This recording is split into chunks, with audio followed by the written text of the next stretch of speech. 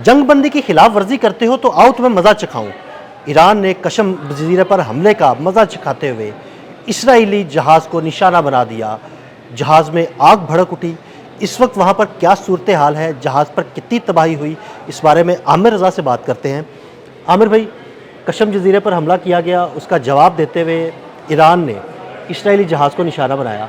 उस जहाज़ पर कितनी तबाही मची? उसमें यह भी है कि बहुत सारे यहूदी जो हैं ज़ख्मी और हलाक भी हैं। अच्छा। ये भी है, जहन्नम वासिल भी हुए हैं और क्रूज़ मिसाइल से हमला किया है। आपको याद है, हमने एक दिन पहले ही जो है हमने एक रजब 27 के नाम से बिल्कुल। इन्होंने एक बोर्ड मिसाइल मुतारफ़ बोट्स का कराई जिक्र थी किया था। कि ये बोर्ड जो है ये इस क्रूज़ मिसाइल से लेस है। इसमें 2 मिसाइल्स हैं और ये बहुत ख़तरनाक साबित होगी आने वाले वक्त में। जिस पर हमला किया गया MS सलीका पंजम नाम है इसका। ये अमेरिका और इसराइल दोनों का मुश्तरका जहाज़ है। सही। ये सामान बरदार जहाज़ था, लेकिन इतलात ये हैं कि इसमें नया असला जो है वो लाया जा रहा था।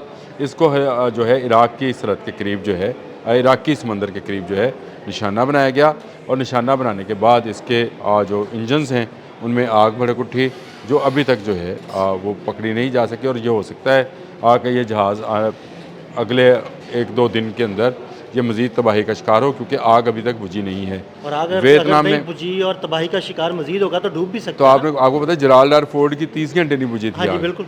तो ये एक आप इसको समझे कि धमकी है, चुनौती है, क्योंकि इससे पहले अमेरिका ने ईरानी जहाज़ को रोका था और ईरानी जहाज़ के ना रुकने पर उस पर हेल फायर जो था वो गिराया था मिसाइल, और उससे उसका जो इंजन रूम था उसको तबाह किया था और उसको ठहरा दिया था। अब क्योंकि ये जंग है आपने हरमज़ के अंदर, आपने हरमज़ में इजारादारी उसी की होगी जो जहाज़ों को गुजरने देगा या उनको रोक लेगा। अमेरिकी जहाज़ को और इजरायली जहाज़ को रोक कर ईरान ने साबित कर दिया कि उसकी मार जो है ये सिर्फ अमान तक नहीं है, बल्कि इराक के साहलों तक भी उसकी जो है उसकी मिसाइल बोट्स काम कर रही हैं। और ये आपको पता है कि कल का जो गुजरा दिन है उसमें ईरानी पासदारान ने बाकायदा ये कहा कि बाब मंदब भी बंद हो सकती हाँ है। जी, बिल्कुल। उन्होंने धमकी दी, उन्होंने कहा बाबुल मंदब अगर बंद कर दी तो उसके बाद यूरोप, एशिया, अमेरिका सबकी तिजारत रुक जाएगी। और इन्होंने अभी तक जो है उन्होंने अब बातचीत भी इनके साथ ख़त्म की हुई है।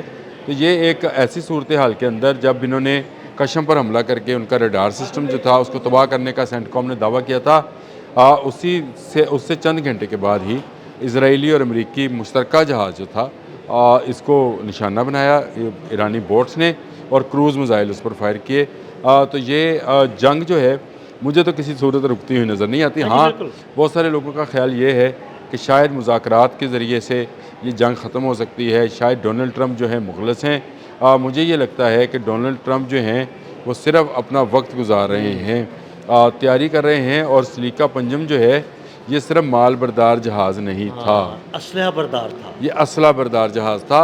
और ईरानियों को ये रिपोर्ट थी कि ये जहाज़ जो है ये किस नौइयत का है और क्या सामान लेकर कहाँ जा रहा है। देखिए, बड़ी हैरत की बात है आमिर भाई कि देखें, ईरान ने पूरी एक चीज़ की रिपोर्ट अपने पास रखी हुई है और उन्हें इस चीज़ का पता था कि इस जहाज़ में कोई आम साजो सामान नहीं है, बल्कि असलहा जो है ना वो इराक या कुवैत तक पहुँचाया जा रहा है और वहाँ से इस असले को इस्तेमाल करते हुए दोबारा हमला किया जाएगा। देखिए, पहली बात तो यह है कि इस पर फॉल्स फ्लैग था, इस पर किसी और मुल्क का फ्लैग लगाया गया था और ये किसी और मुल्क का था और ये था इसराइल और अमेरिका का मुश्तरका जहाज़ था, मुश्तरका सामान था। इसमें हो सकता है कि उनके जो बहरी बेड़े हैं उनके लिए सामान मौजूद हो, उनके जो फ़ौजी अड्डे और फ़ज़ाई अड्डे हैं उनके लिए रसद का सामान भी मौजूद हो। लेकिन ये बहुत बड़ा जहाज़ है। ये सलीका पंजम जो है, जिसका नाम मैंने आपको बताया MS सलीका पंजम, ये आपको मैंने बताया कि दोनों मुल्कों की मुश्तरका बहरिया इस्तेमाल करती है। और इसमें बहरी नकलो हमल के अंदर बहुत सारा सामान जो है आप इसी तरह कंटेनर्स के अंदर लेकर जाते हैं। इस वक्त क्योंकि शॉर्टफॉल है अमेरिका को मिसाइल्स का, तो इसी तरह मिसाइल के साथ साथ जो जहाज़ों का निज़ाम जो है उसका भी शॉर्टफॉल है। और इसी तरह रडार सिस्टम जो इनके तबाह हुए हैं उनको भी दोबारा से बिल्ड करना है। ईरान ने एक अच्छा मौका देखते हुए एक ऐसे जहाज़ को रोका है या ऐसे जहाज़ को निशाना बनाया है जो मेरा ख्याल है सेंटकॉम को बड़ी दूर तक तकलीफ़ हुई होगी इसकी। ना सिर्फ सेंटकॉम को बल्कि इसराइल भी जो है इस वक्त नया असला चाहता है, नए मिसाइल चाहता है। उसका अपना जो एयर डिफेंस सिस्टम है वो भी इस वक्त काफ़ी हद तक मुतासिर है। गो के अमेरिकन स्टोरीज़ ये हैं जो अमेरिकन मीडिया में आ रही हैं कि इसराइल ने पूरे 40 रोज़ा जंग के दौरान ज़्यादातर अमरीकी असला इस्तेमाल किया। हाँ जी। अपना उसने 20% इस्तेमाल किया, 80% उसने इंटरसेप्टर्स जो हैं बिल्कुल, वो जो अमेरिकन अमेरिकन जो इस्तेमाल इस्तेमाल किए। इसीलिए जो शॉर्टफॉल अमेरिका को आ रहा है इंटरसेप्टर्स का पूरी दुनिया में, अमेरिका को एक जगह तो अड्डा है नहीं, 129 अड्डे हैं हाँ जी, अमेरिका के बिल्कुल ऐसे ही। दुनिया भर में। तो उसको अब शॉर्टफॉल का सामना है। वो उसको जापान, कोरिया या जहाँ जहाँ भी उसने अड्डे बना रखे हैं वहाँ वहाँ उनको इंटरसेप्टर्स का कमी का सामना है। इस जहाज़ को रोककर, सलीका पंजम को रोककर मेरा ख्याल है ईरानियों ने साबित कर दिया कि वो पूरी आपने हरमज़ पर इस वक्त तक काबिज़ हैं। और अगले आने वाले दिनों में आपको नज़र आएगा कि ये जो मुज़ाकरात में बार बार डोनाल्ड ट्रंप कह रहे थे कि आपने हरमज़ खुलेगी, ये अगर ये मामला चलता रहा, इसी तरह आमने सामने मिसाइल्स फायर होते रहे, तो ये बाब मंदब भी बंद हो जाना है। बिल्कुल ऐसे ही है। बिल्कुल उधर यमनी हौसी बैठे हुए हैं और वो और कहा बैठे जाता है हुए कि वो ईरान की प्रॉक्सी ईरान की प्रॉक्सी हिजबुल्ला भी है, ईरान की बिल्कुल। प्रॉक्सी ये भी है, फिर इराकी मलेशिया भी है। बिल्कुल ऐसे ही। ये सारे वो हैं जो कि ईरान के कहने पर ही काम करेंगे और पासदारान इनकलाब ही यानी उनका सुप्रीम कमांडर ही इन तमाम प्रॉक्सीज़ को जो है बिल्कुल। देखता है और उसके मुतालिक फ़ैसला करता है। ये बाब मंदब वाली जो धमकी है ये बड़ी कारगर है। मैं आपको बताऊँ, इससे यूरोप जो है वो यूरोप डूब जाएगा आमिर भाई, जब तिजारत ही नहीं होगी तो क्या होगा फिर? हाँ, यूरोप की इकॉनमी डूब जाएगी। हाँ जी, बिल्कुल। यूरोप पहले ही रशिया को इनकार कर चुका तेल और गैस लेने से। अगर ये रास्ता भी बंद होता है तो उसका ये लाइफ लाइन जो है ये भी बंद हो जाएगी।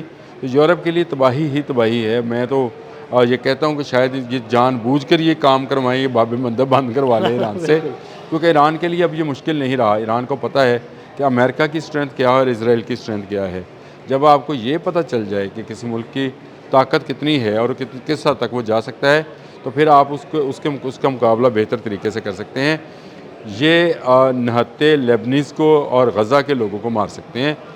आमने सामने जंग में इनका जो भी हदफ था ईरान ने उसको ख़त्म किया है।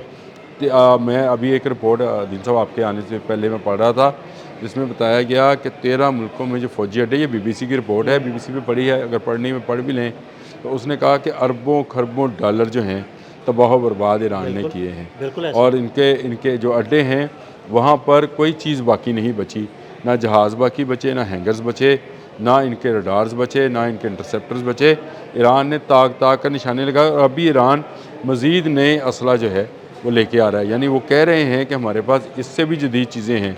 जैसे हमने ये रजब 27 का जिक्र किया था कि क्रूज़ मिसाइल बोट्स हैं, देखने क्रूज़ मिसाइल बोट्स ने रोक दिया। हाँ जी, बिल्कुल। कल हमने उसका जिक्र किया। आज ही सलीका उस क्रूज़ मिसाइल बोट ने सलीका जो है ना पंजम हमला जो कर है दिया। उसकी तस्वीरें वियतनाम वाले मीडिया ने भी जारी कर दी कि वो वो जलता हुआ नज़र आ रहा है। तो ये फॉल्स फ्लैग ऑपरेशन जो था, ये इसराइल और अमेरिका को असला पहुँचाने का ऑपरेशन था, जिसको ईरान ने जो है रोक दिया। और मेरा ख्याल है ये बहुत बड़ी कामयाबी आपने हरमज़ की। बिल्कुल, बहुत शुक्रिया आमिर भाई। आमिर भाई ने बड़ी तफसील के साथ इस सारे मामले पर रोशनी डाली और ये भी बताया कि इसराइली जहाज़ को किस तरह से निशाना बनाया गया। मज़ीद अपडेट्स के लिए हमें फॉलो करते रहें। अदील अहमद और आमिर रज़ा को इजाज़त दीजिएगा। अल्लाह हाफ़िज़।